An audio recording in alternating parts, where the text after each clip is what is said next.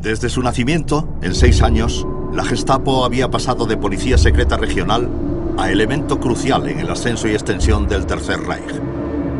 Bajo el mando de su enigmático director, Heinrich Müller, se había convertido en un instrumento de terror cuyo éxito aplastando a la resistencia no tenía igual. En 1939, pocos osaban oponerse a Hitler o al Reich. Ese era el objetivo de Hitler. Ya estaba listo para avanzar, sin trabas de la oposición, un paso más allá en su plan maestro. La Gestapo iba a pasar gradualmente a otro papel y a un escenario nuevo e internacional. Gestapo. La lucha. Soy el que inició la guerra. ¿Reivindicación increíble? Sean cínicos si quieren, pero es cierto. Yo fui el que le prendió la mecha a Europa en 1939. Hubo un incidente específico que inició la reacción en cadena de la violencia y el derramamiento de sangre. Y claro, tenía que haber alguien que planeara el incidente. Ese fui yo. Noche del 31 de agosto de 1939, Alemania Oriental. Un puñado de camiones salen en misión secreta.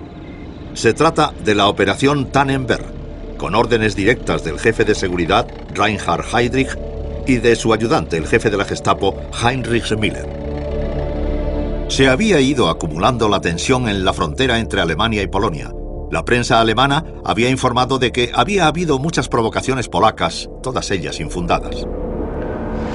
Alfred Nojoks era un oficial del servicio de seguridad bajo el mando de la Gestapo, y más tarde describiría alegremente el papel que desempeñó esa noche. Me ordenaron que fuera a Gleiwitz con 5 o 6 hombres de la SD y esperara allí hasta que recibiera la contraseña de Heydrich. Nojoks esperaba la contraseña «La abuela ha muerto». Cuando llegó, Nojoks y sus hombres entraron en acción. Heydrich dijo: para poder llevar a cabo este ataque, informad a Müller de las conservas. Las conservas era la contraseña de cadáver reciente que se recibió sin ánimo. Luego, Nojoks y sus hombres entraron apresuradamente en la emisora local de radio en la parte alemana de la frontera, fingiendo ser soldados polacos. Hicieron unos cuantos disparos y un comentarista polaco avisó a la población local para que se levantaran contra los nazis. Los falsos polacos desaparecieron, dejando el cadáver allí, salvo que no estaba muerto. Le dejamos tumbado en la entrada de la emisora. Estaba vivo, pero inconsciente. Intenté abrirle los ojos. Por sus ojos no se podía saber si estaba vivo, solo por la respiración. No vi las heridas de bala, pero tenía sangre por toda la cara. Iba vestido de civil. El hombre era Franciszek Oniok, un ciudadano alemán que había sido detenido por simpatizar con los polacos. Murió donde Nojoks le había dejado y le utilizarían como prueba de la agresión polaca. Walter Schellenberg, un espía experimentado y luego jefe del servicio secreto alemán, lo sabía todo del complot. Fue una de las órdenes secretas de Hitler. Antes del 1 de septiembre de 1939, si era posible, teníamos que idear una causa irreprochable para ir a la guerra. Una que pasara a la historia como justificación y que hiciera creer al mundo que Polonia había atacado a Alemania. En otras zonas de la frontera, la Gestapo de Müller tenía planes para otras conservas. Delante de mí, Müller discutió otro incidente fronterizo en el que tenía que parecer que unos soldados polacos estaban atacando a las tropas alemanas. Müller dijo que tenía a 12 o 13 criminales condenados a los que iban a vestir de soldados polacos e iban a dejar muertos en la escena del crimen para que pareciese que habían muerto en el ataque. Por esa razón, un médico pagado por Heydrich iba a administrarles inyecciones letales. Luego les iban a disparar también. Tras el asalto iban a llevar a miembros de la prensa y a otras personas al lugar del incidente. Además, había preparado un informe de policía. Los planes de la Gestapo habían funcionado. En unas horas, Hitler denunciaba un total de 21 supuestas incursiones fronterizas por parte de los polacos. Am Tage der Danziger Freiheitskundgebung hatte der Führer die Männer des Deutschen Reichstags einberufen. Vor aller Welt verkündete er: Polen hat heute Nacht zum ersten Mal auf unserem eigenen Territorium auch mit bereits regulären Soldaten geschossen. Seit 5:45 Uhr wird jetzt zurückgeschossen. El noticiario recogió el grito de guerra de Hitler. 1. September. Überfälle auf Reichsgebiet. Stadt Beuthen wird von polnischer Artillerie beschossen. 2 Bewohner getötet, 35 verwundet. Das ist der Krieg. Y de hecho fue el comienzo de la guerra. Y no solo con Polonia. Horas antes, Gran Bretaña había reafirmado su amistad con Polonia. Ella también entraría en el conflicto. Eso era exactamente lo que quería Hitler. Militarmente estaba bien preparado y la Gestapo llevaba meses entrenándose para ese momento. Hitler no solo estaba llevando a su ejército a la guerra, estaba llevando a su fuerza policial también. Unos trenes especiales transportaban a la policía de la frontera este un total de 131.000 hombres. Estaban organizados y dirigidos por la Gestapo, ya que ese sería su último papel, acabar con la oposición en los territorios ocupados. En los planes de Hitler, los tanques y los soldados eran solo el comienzo. Su trabajo era empezar cuanto antes. La policía esperaba con el ejército en la frontera. Entre ellos estaba Heinrich Bahr. Todos los días a eso de las 4 de la mañana salíamos de la unidad de la Gestapo para estar en la frontera a tiempo para el comienzo de la guerra. Las máquinas de guerra ya estaban rodando. Del ejército polaco no se veía ni rastro. Mientras las fuerzas alemanas llegaban sin parar a la frontera, la Gestapo organizaba escuadrones de policía especiales y la seguridad de las SS para completar la primera tarea: liquidar a todo el gobierno polaco. De allí pasaron a las calles y la policía local llegó para ayudarles. Los controles de identidad habituales se convirtieron en un instrumento de opresión política. Cualquiera que no se ajustara al perfil aprobado por la Gestapo era detenido allí mismo. Manifestantes políticos, llamados parásitos, la inteligencia y sobre todo se centraron en los judíos. En la prensa alemana, el papel de la policía quedaba minimizado. En el extranjero, la verdad era más cruda. La diferencia clave entre el comportamiento de la Gestapo en el extranjero y su conducta en Alemania es que era más despiadada, porque se centraron en la resistencia extranjera y los enemigos ideológicos extranjeros, sobre todo los judíos, aunque también los polacos y los eslavos. La marca característica de la Gestapo era inconfundible. Su estrategia era animar a los polacos a satisfacer una inclinación contenida al antisemitismo, denunciando y atacando a sus propios compatriotas. De hecho, haciendo el trabajo de la Gestapo para ellos.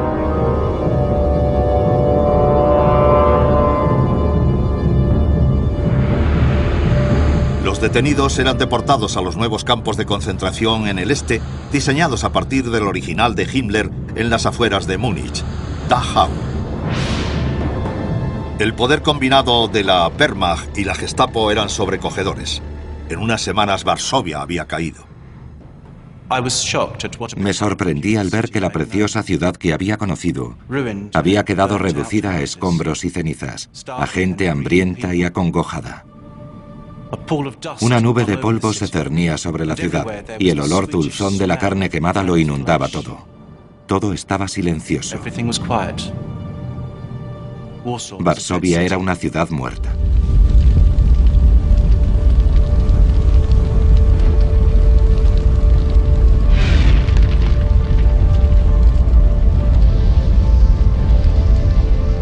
La Gestapo había demostrado su efectividad.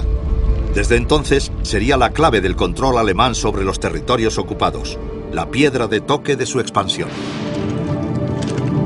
Pero la Gestapo, para todo el éxito que tenía, seguía siendo bastante pequeña y su inteligencia, aunque extensa, bastante obsoleta. Cuando la Gestapo fallaba, lo hacía de forma espectacular, como demostraría un único atentado contra Hitler.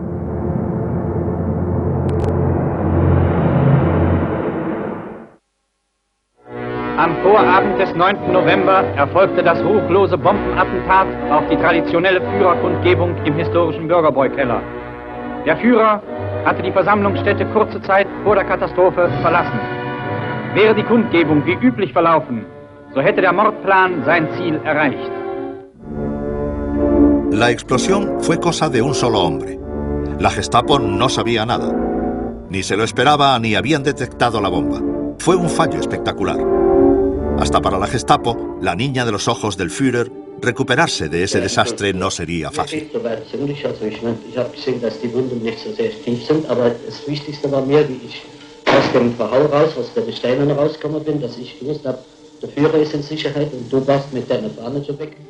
La Gestapo no supo reaccionar, pero sin saberlo habían tenido suerte.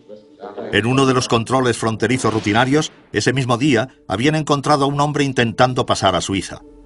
Para su sorpresa y alivio, tenían al asesino, Georg Elser, ya en custodia. Heinrich Müller llevó él mismo a cabo el interrogatorio. Estaba decidido a redimir la fama de la Gestapo y a vengarse de Elser. Müller tenía los labios apretados y una expresión malévola en sus pequeños ojos. Luego dijo muy suavemente, con mucho énfasis: nunca he tenido a un hombre delante que no cediera al final. Si le hubieran dado a Elser algo de la medicina que le di yo antes, nunca habría intentado esto. Ese era Müller, el pequeño detective de la policía de Múnich, que ahora tenía prácticamente poder ilimitado. Müller sometió a Elser a un interrogatorio intensivo, el eufemismo de la Gestapo para definir la tortura. Además, detuvieron a toda su familia y la tuvieron cautiva durante semanas. Detención de allegados lo llamaban. Fue el mayor logro de la Gestapo. Nadie sabía a dónde iban esos desgraciados. No les permitían enviar a sus amigos ningún signo de que todavía seguían vivos. Ni ellos mismos tenían idea de dónde les tenían presos. Difundieron el rumor aposta de que todos los allegados de los traidores eran ejecutados. Sabían muy bien el pánico colectivo que eso podía crear entre los que tenían ideas contrarias al régimen. Al final, sin embargo, la Gestapo aceptó que Elser había actuado en solitario. No fue ejecutado, por si podía ser útil en el futuro. En cambio, le enviaron al campo de concentración de Sachsenhausen y luego le transfirieron a Dachau. La rápida resolución del atentado de la bodega de cerveza ayudó en cierto modo a restaurar la fama de la Gestapo, aunque lo que sí dejó claro era que Müller, Heydrich y Himmler se habían hecho indispensables. Juntos tenían la red de seguridad alemana agarrada con puño de acero y sin sus habilidades los planes de Hitler habrían estado en peligro. Porque mientras el Reich se expandía por Europa, también lo hacía la Gestapo, desempeñando un papel primordial no solo en la supresión de la oposición, sino en la implementación del sueño de Hitler, la eliminación de los judíos. El plan transcurría sin problemas por toda Alemania. El Intersturmführer de las SS, Kurt Liska, que había tenido mucho éxito ocupándose de los temas judíos en la Gestapo de Berlín, había continuado sus tareas en Colonia. Enseguida había llenado las celdas de sospechosos de la oposición y empezó a trabajar en un plan para deportar a todos los judíos de la ciudad, unas 12.000 personas. Pero antes de que pudiera terminar su trabajo, le asignaron un nuevo puesto. Después de demostrar su eficacia, le preseleccionaron para un puesto de administrador de combate. Ellos eran los jefes de la Gestapo en los países ocupados. Su trabajo era llevar métodos de la Gestapo probados y demostrados para suprimir la resistencia en el extranjero. A Liska le dieron París. Se instaló enseguida en las espléndidas oficinas de la Rue des Sosailles, un nombre infame en la historia parisina. Igual que hizo en Colonia, convirtió la Gestapo en una organización del miedo. Allí había menos soplones dispuestos que en casa, así que Liska se enfrentaba a todo un reto. En Francia había una resistencia creciente y bien organizada. Sus ataques eran cuidadosamente escogidos y sus éxitos, junto con su propaganda, mantenían vivo el orgullo francés y a la Gestapo muy ocupada. A pesar de los intentos de Lischka por mantener la moral alta, París no era un destino fácil. Algunos de los problemas de Lischka llegaban de los compatriotas alemanes que se oponían al gobierno y se habían ido al extranjero para intentar hacer algo al respecto. Entre ellos, Peter Gingol. Era algo importante y simbólico. Por nuestra actividad, los franceses se dieron cuenta de que no todos los alemanes eran nazis, ni fascistas, que había otro tipo de alemanes también. Gingol cambió su aspecto y asumió una nueva identidad. Con el nombre de Pierre Gambert, él y su mujer se unieron a la lucha contra los nazis cerca de Dijon. Su tarea era distribuir panfletos dirigidos al ejército alemán, una actividad de alto riesgo que no duró mucho. Un francés me detuvo e inmediatamente me entregaron a la Gestapo. Gingol sabía que la Gestapo le torturaría para averiguarlo todo sobre su organización, pero estaba preparado. Llegué aquí con 4 hombres de la Gestapo. Quería que me pusieran enfrente de esta puerta. Era una trampa que más o menos había preparado antes, al entrar en la casa y escapar por el otro lado. ¿Ves? Vivíamos enfrente y siempre iba a la panadería por ahí, atravesando esa casa. Tiene un pasadizo y al otro lado está la panadería. Por eso conocía la casa que hizo que mi huida fuera posible.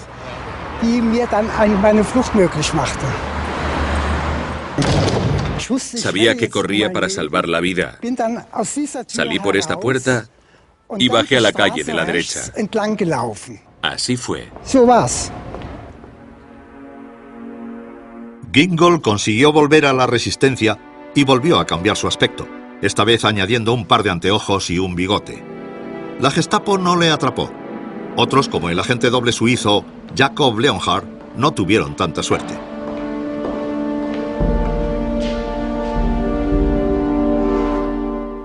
Me desperté sobresaltado por un dolor punzante. Cuando abrí los ojos e intenté sentarme, alguien me golpeó fuerte en la cara. Había un hombre corpulento de las SS al lado de la cama y otro detrás de él con una metralleta.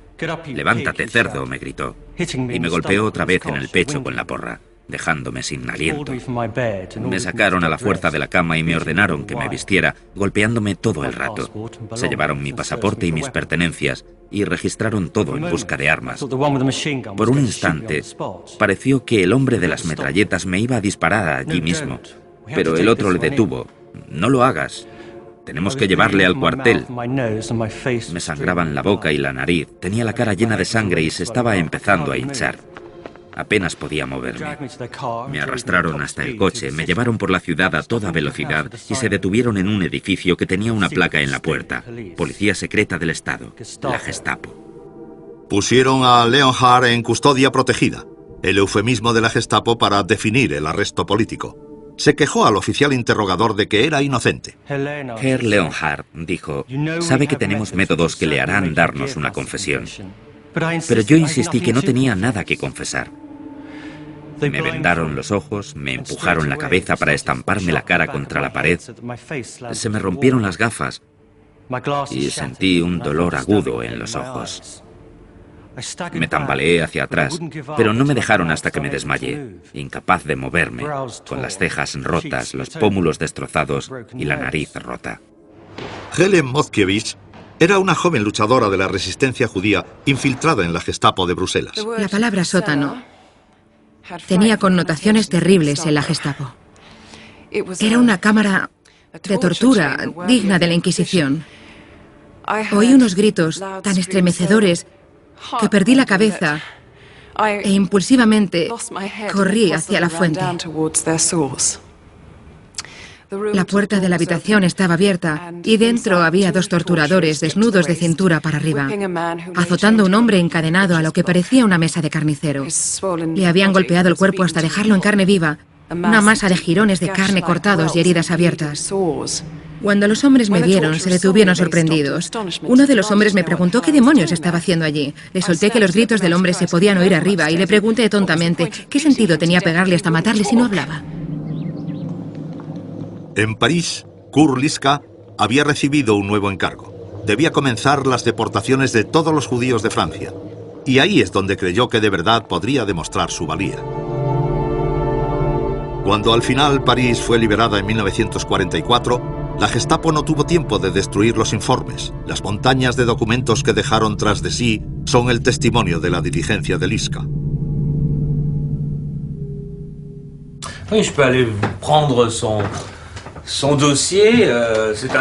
Voy a sacar su archivo, una carpeta muy pesada, y te voy a mostrar que fue jefe de la Gestapo en Francia desde el 41 hasta el 43. Es una prueba de que los judíos que estaban bajo la autoridad alemana eran enviados al exterminio sin demora. Que les juifs qui se trouvent dans le pouvoir allemand vont vers leur extermination physique sans reste. Aquí están las iniciales de Lischka y su firma. Él leyó este documento y eso es lo que hay sobre Lischka y la cuestión judía. Et donc, voilà ce qui concerne Lischka dans la question juive. Como primer paso, todos los judíos apátridas que habían huido a Francia tenían que ser detenidos. No había suficientes agentes de la Gestapo para hacerlo, así que una buena solución era encargar la tarea a la policía colaboracionista francesa. Por los documentos que hay publicados y por todos estos libros sobre la solución final de la cuestión judía en Francia, sabemos que hoy el 90% de los judíos en Francia fueron detenidos por la policía francesa, bajo órdenes de los alemanes ocupantes, claro, y ahí la Gestapo tuvo un papel muy importante. En total, 80.000 personas fueron retenidas en el campo de tránsito de Drancy por órdenes de la Gestapo antes de ser deportadas de Francia a Auschwitz. Pero había trabajo de sobra para la Gestapo, organizando deportaciones por toda la Europa ocupada.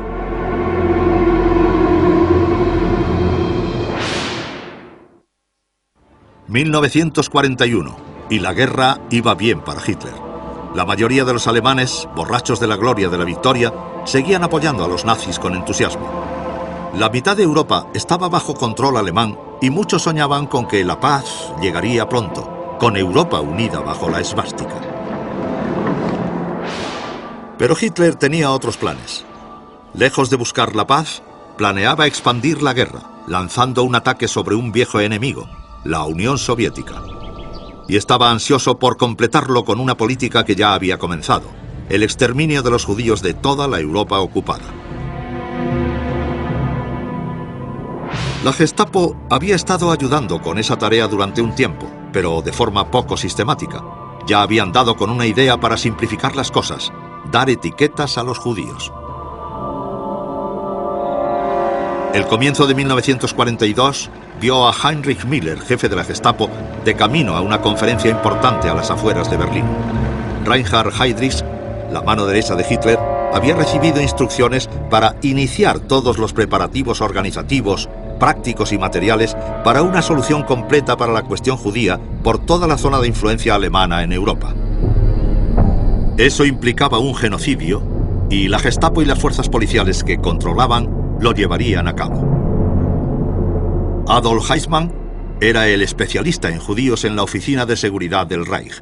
Eichmann era un nazi austríaco que subió en la jerarquía de la SD en Berlín para convertirse en una de las figuras más importantes de la Gestapo en la guerra. A menudo se le retrata como el típico burócrata anónimo que no se ataba a nada más allá de la realización de sus funciones. Pero creo que es importante saber que Eichmann no era un autómata. Era también un creyente ideológico que hacía las cosas no solo porque se lo decían, sino porque también era un ferviente antisemita. Eichmann se llevó las actas de la conferencia, como luego recordaría en su juicio. Reinhard Heydrich se las ingenió durante la conferencia de Wannsee para que todo el mundo usara expresiones como matar, exterminar o eliminar, y que sus exposiciones quedaran registradas en las actas incriminándoles. Heydrich entonces decidió lo que iba a aparecer en las actas y lo que no. Luego las pulió un poco y nada más. El Führer había ordenado la exterminación de los judíos. Eso es lo que me dijo Heydrich. Y luego, inusitadamente, dejó de hablar durante mucho rato como si quisiera ver qué efecto tenían sus palabras. Por fin se dio el visto bueno a los planes como si fuera una simple tarea administrativa. Después de que terminara la conferencia, Heydrich, Müller y mi misma insignificante persona nos sentamos cómodamente delante del fuego. No para hablar de naderías, sino para tomarnos un respiro tras las largas y fatigantes horas. La importancia de la conferencia, sin embargo, era que se debían decidir los métodos de implementación de la solución final. Eso quiere decir que había un grupo nutrido de burócratas de segundo grado, no los importantes, ni Himmler, Goering, Goebbels, etc. Heydrich fue la persona más importante allí, y Eichmann hacía las funciones de ayudante de campo, contando los minutos hasta la reunión. Pero la importancia de la conferencia residía en que era la discusión de la implementación y no la decisión de hacerlo. Eso se había acordado algún tiempo antes. Eichmann envió las conclusiones de la conferencia con los sellos de urgente y de alto secreto a los servicios de la Gestapo y de la policía del Reich. Esto era la orden oficial que daba comienzo a la solución final. El aparato se preparó sistemáticamente. Cercar y transportar a millones de personas era un negocio complicado. La Gestapo respondió como en el pasado haciendo listas de nombres, vidas que se iban a terminar. El papel de la Gestapo era localizar a los judíos de todos los lugares y mandarlos fuera. En el momento adecuado, escribían a los judíos de cualquier comunidad, les decían que se reunieran en la estación, normalmente, desde donde les deportaban. Y también era la Gestapo la encargada de organizar las deportaciones en general, así que la Gestapo hacía de nexo con el sistema de ferrocarriles del Reich para coordinar el transporte en tren hacia el este. La Gestapo buscó toda la ayuda que pudieron encontrar. La activista de la resistencia judía, Helen Moskiewicz, se infiltró en la Gestapo. No puedo describir el miedo que sentí cuando entré en el temible edificio de la Gestapo aquella mañana. Hasta ese momento, nunca había agradecido mi posición. Una chica judía belga con el papel de una Fräulein alemana, al lado de un Obersturmbannführer, el coronel a cargo de la Gestapo de Bruselas, pasando en silencio al lado de la guardia por aquellos pasillos tan largos, y a la que saludaban con el rápido Heil Hitler y el golpe de tacón. Uno de los trabajos de Helen era preparar las listas. Una vez más, la Gestapo encontró la forma de que otros hicieran el trabajo por ellos. El anuncio decía que se recompensaría con 40 francos belgas a todo ciudadano cuya información resultara en la detención de un judío. Cuando empezaron a llegar cartas a montones, fueron desviadas al sargento de nuestra oficina. Con el tiempo tuvimos que poner parte del correo en la mesa del Obersturmbannführer, donde se acumulaba hasta que alguien de más rango decidía qué hacer. Gracias a esos retrasos y al hecho de que pocos judíos permanecían mucho tiempo en el mismo sitio, bastantes personas a las que habían denunciado pudieron cambiar de escondite antes de que la Gestapo les atrapase, pero muchos no pudieron escapar. En una de esas listas estaba la familia May de Bühlberg. Ludwig, el padre, Millie, la madre, y su hijo de 12 años, Herbert.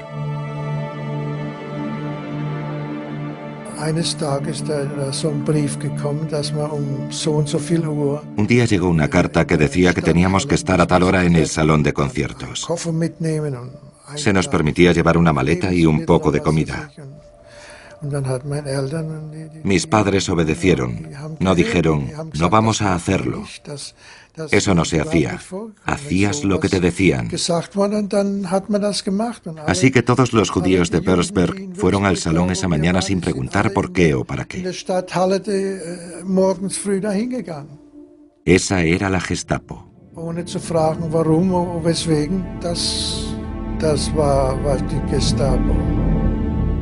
En todo el Reich, la Gestapo supervisaba la retirada de judíos. Amigos y vecinos miraban, pero no veían nada.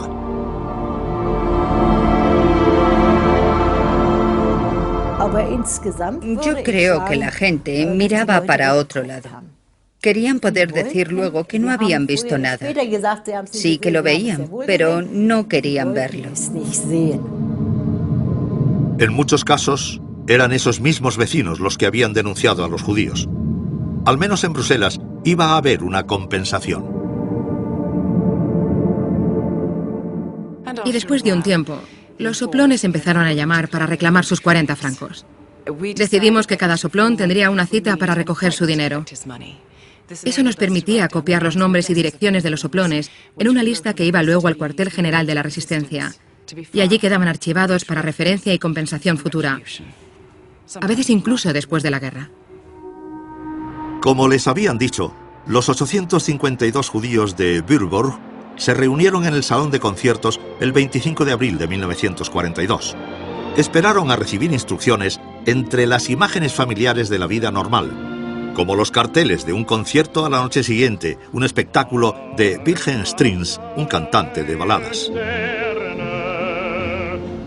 Para los que estaban allí reunidos, esa sería la última vez que verían algo reconfortante o normal. Pocos volverían siquiera a ver sus casas. 1942. Y la Gestapo estaba organizando deportaciones por todo el Reich y los territorios ocupados. En Würzburg habían llamado a 852 judíos a que acudieran al salón de conciertos. Unos oficiales de la Gestapo local hicieron un disco para su propio entretenimiento. Está archivado con fotos donde se burlan de sus víctimas. Cuanto más largo es el día, más finos son sus invitados. El más guapo de todos los elegidos. Sara tiene que trabajar por fin. Entre la multitud, la familia May. Estuvimos allí 1 o 2 noches. Una mañana nos dijeron que saliéramos y nos llevaron hasta la estación de tren.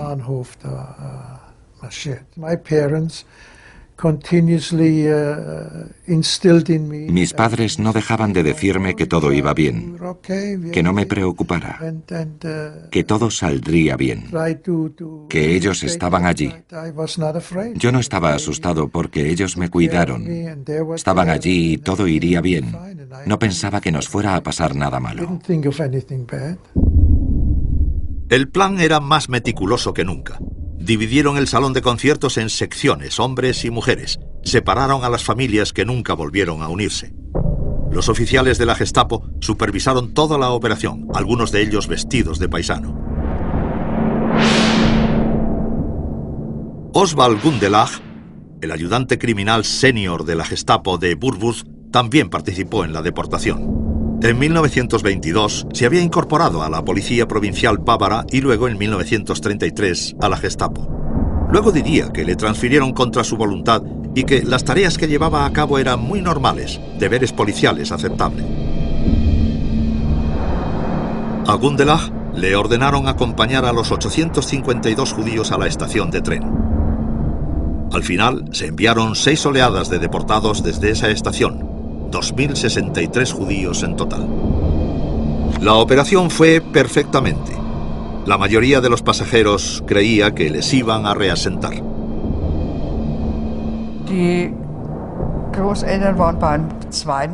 Mis abuelos iban en el segundo transporte desde Nuremberg a Izbica, en Polonia, en marzo del 42. Sé que el padre de mi madre la acompañaba justo hasta el sitio de recogida de la estación Langwasser, desde donde los deportaron.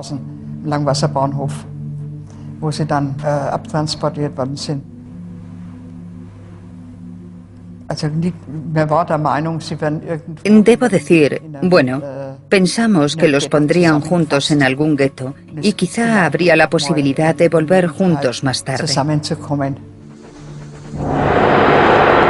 El tren de transporte de evacuación especial de Oswald Gundelach, número DA49, atravesó Alemania de camino al distrito de Lublin, en Polonia. Tardó 4 días horriblemente lentos recogiendo a más y más deportados por el camino. En el informe de Gundelach está escrito el recorrido del tren especial con un estilo burocrático. El transporte se entregó completo, no hubo incidentes, no se necesitó acción policial, decía. El informe fue entregado al oficial de la Gestapo local. El oficial envió luego un telegrama directo a Adolf Eichmann confirmando la llegada del transporte de Gundelach en perfecto orden. El proyecto de Gundelach acababa en Izbica. Tenía libertad para volver, pero su envío no. Izbica es un pueblecito diminuto al sur de Lublin, en el este de Polonia, cerca de la frontera ucraniana. Estaba en el centro de la Operación Reinhardt, una operación especial salida directamente del despacho de Heinrich Himmler. El objetivo era exterminar a 2 millones de judíos en esa zona de Polonia. Izbica fue dispuesta para ser un gueto de paso, ya que está en el cruce de la red de ferrocarril que une los campos de exterminio de Belzec y Sobibor, en el sur, con Majdanek y Treblinka, en el norte. El mismo Himmler lo visitó. El lugar desempeñaba un papel importante en su plan. A su lado, el jefe de la Gestapo local de Izbica, Kurt Engels. Engels empezó su carrera como policía en Colonia. En 1940 llegó a Izbica como jefe de la Gestapo local. Era un hombre brutal y sádico que para entretenerse paseaba en moto por el pueblo buscando judíos a los que disparar.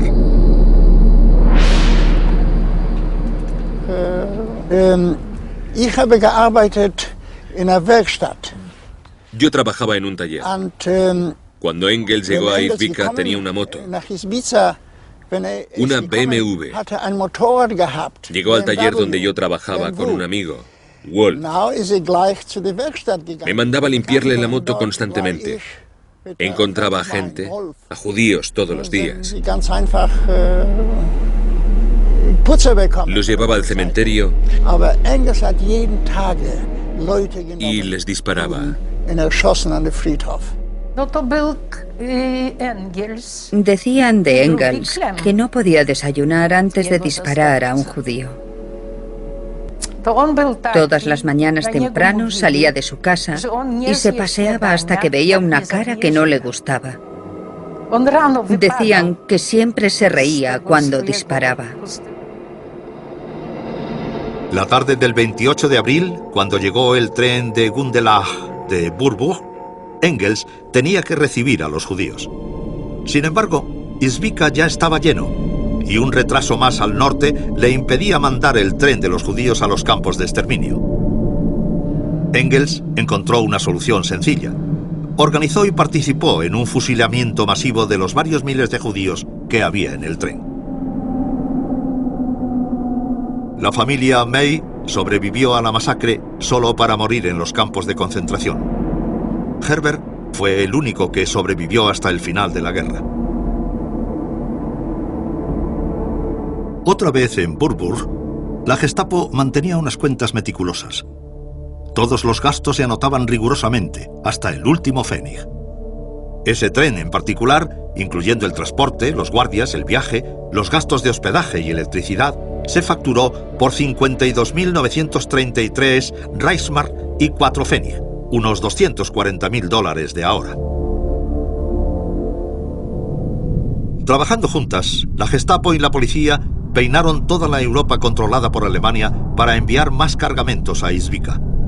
En los siguientes 2 años, casi 2 millones de personas fueron transportadas a los campos de exterminio por esa ruta. No se podría haber realizado sin el trabajo dedicado de la Gestapo, pero poco después recibiría un golpe que haría temblar a los servicios de seguridad en lo más profundo.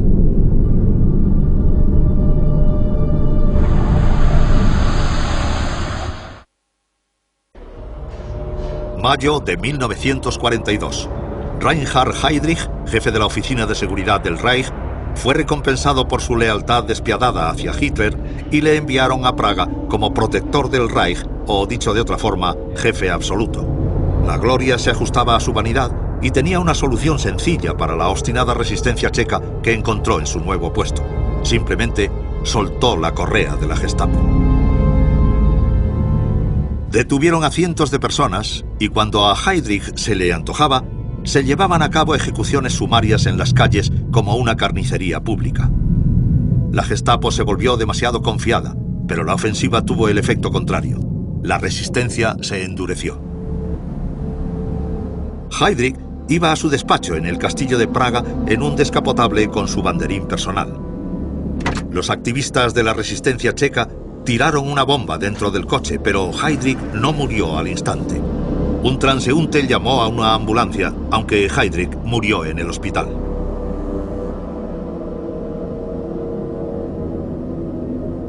La Gestapo, una vez más, había sido humillada de la forma más pública posible.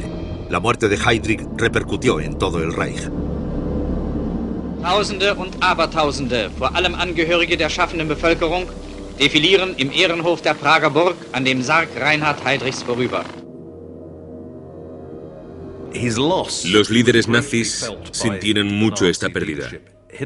Hitler estaba furioso porque él se había metido en esa situación, una posición desprotegida en la que podían asesinarle. Pero yo diría que entre los jefes nazis hubo también un gran suspiro de alivio porque todo el mundo le temía, hasta los jefes nazis mismos. Todos pensaban que era tan despiadado que nadie estaba a salvo de él. El jefe de la Gestapo, Müller, otra vez, tuvo que hacerse cargo personalmente. El fallo de la inteligencia se atendió sin demora. La investigación se llevó a cabo con todos los recursos de la investigación moderna. La directiva oficial dijo que los asesinos eran miembros del movimiento de resistencia checo.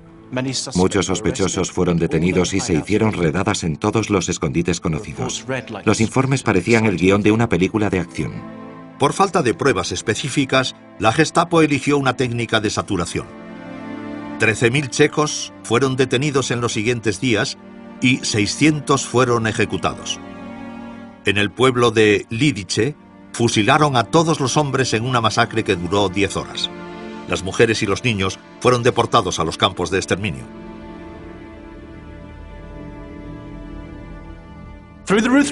Por la crueldad de la Gestapo acorralaron a 120 miembros de la resistencia checa en una pequeña iglesia en Praga, donde los sitiaron. Fui a ver a Müller. Me dijo, mañana tomaremos la iglesia. Esperemos que los asesinos estén allí dentro. Al día siguiente se lanzó un ataque masivo contra la iglesia. De los activistas checos, ninguno llegó a manos alemanas vivo. Se había abierto una compuerta de venganza. Mientras Hitler enterraba a Heydrich en Berlín, la violencia se extendía por el este. La Gestapo y la policía regular involucrada en la Operación Reinhardt fueron enviados a participar en las masacres. Entre ellos estaba Oswald Gundelach. Más tarde, insistió en que se coordinaran cuidadosamente operaciones contra los partisanos.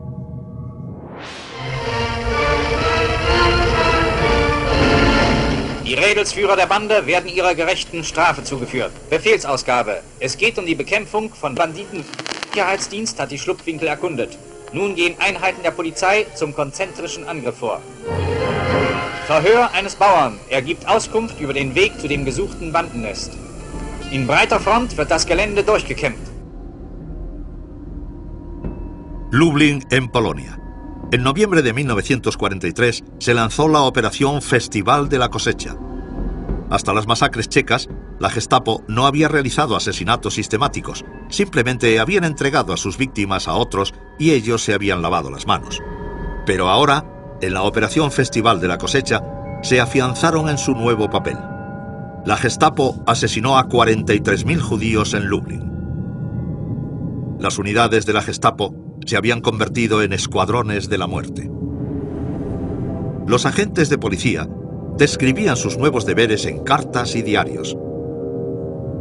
Si las víctimas no querían hacer lo que se les decía, les pegábamos. Muchos de ellos llegaban en silencio a los lugares de ejecución. No tenían elección. Siempre era muy raro cuando las víctimas caían en las zanjas. No se caían de la misma forma, sino que a veces se mecían y otras veces caían en un orden irregular.